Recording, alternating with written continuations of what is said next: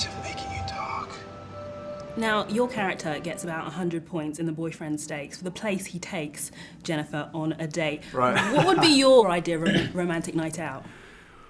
Well, everyone does. Everyone goes to restaurants and goes and has dinner, and I think that the more spontaneous and the less sort of obvious it is, the more romantic it is. Like, I think if you sort of bundled someone up in the car and took them out into the desert and where there was no one and nothing and created something, sort of like what Stan does, he creates something out of nothing. Like, I think that's more romantic than the run-of-the-mill stuff. Have you done that? Is that your trick? No, I've never done that.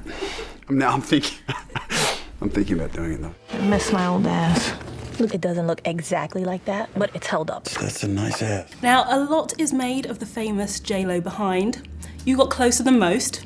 Tell us, what's it really like? You're asking me to talk about Jennifer's bottom. I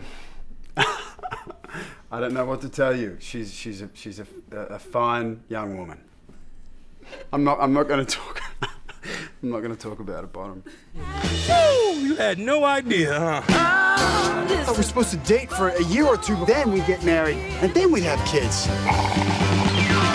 Are you really sure you want to do this? Yeah, I'm really sure.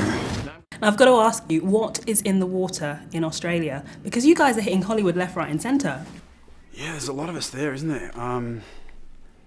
You know, I mean, the thing about Australia, I think it's similar in Britain. It's like, I mean, it's a boutique industry. You know, there's a little bit of stage, there's a bit of film and a bit of TV, but there's not the money and there's not the industry that's in the States. And so we go there, as do a lot of people from the UK, to work. You know, you go to where the work is, and so you can't turn around without hearing an Aussie accent there now. So I used to sort of feel special.